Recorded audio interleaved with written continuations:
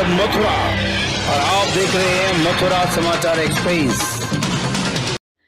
इंद्रदेव का कहर, खड़ी फसल के साथ मंडी में रखा अनाज भी बर्बाद, किसान बेहाल। जहां बेमौसम बारिश और ओलावृष्टि ने किसानों की मेहनत पर पानी फेर दिया।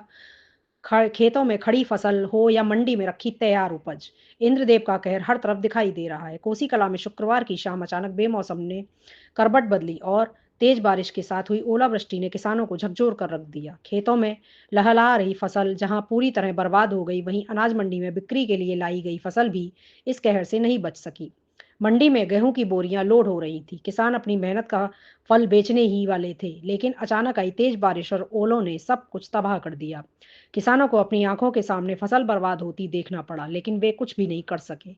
कोसी कला के आसपास गांव फालेन, अजीजपुर, कामर, नगरिया, खरोट और बुखरारी में ओलावृष्टि ने भारी तबाही मचाई है। जानकारी के मुताबिक करीब 1000 एकड़ से अधिक फसल पूरी तरह नष्ट हो चुकी है, जिससे किसानों के सामने आर्थिक संकट खड़ा हो गया है। मंडी व्यापारी संजय गर्ग ने बताया कि मंडी में फसल पूरी तरह भीग चुकी है। किसानों को भारी नुकसान हुआ है। कई किसानों की साल भर की मेहनत एक ही झटके में बर्बाद हो गई। प्रभावित किसानों ने प्रशासन और जनप्रतिनिधियों से तत्काल सर्वे कराकर उचित मुआवजा देने की मांग की है, ताकि उन्हें इस संकट से उबरने में मदद मिल सके। जी संजय जी बताइए, मतलब कल जो बारिश हुई है उससे बहुत सारी किसान की जो फसल मंडी में बिक्री के लिए आई थी वो उसका नुकसान हो गया है, तो उसको लेकर क्या बताएंगे? ये नुकसान जो हुआ है मेरे हिसाब से मंडी प्रशासन की कमी से। एक तो मंडी में जो साफ सफाई व्यवस्था है बिल्कुल जीरो है, नाले सब भरे हुए हैं। अभी मेरे पीछे देखोगे तो भी बिल्कुल छोटी सी नाली है, ये भी फुल है। और स्थिति यहाँ तक है कि मंडी के 3 शेड है जो बिल्कुल नीचे है। और प्रशासन ने, मंडी सचिव ने जो 3 शेड बनवाए हुए हैं, नीलामी चबूतरा नंबर 1 और नीलामी चबूतरा नंबर 2, इनकी ये फड़ इतने ऊंचे करा दिए, इनमें ट्रैक्टर ट्रक का आना जाना तो बहुत दूर की बात है। एक बाइक उन्होंने जो 3 शेड है वो इस प्रकार से बनाए हुए हैं कि उनमें ट्रैक्टर ट्रॉलियां आराम से चली जाती है, आराम से। अब दिख रहा है मौसम खराब है, अब आड़तिया भी क्या करें, 3 शेड इतने नीचे ट्रैक्टर ट्रॉली घुस नहीं पाते हैं, चौड़े में माल खिलाना पड़ता है।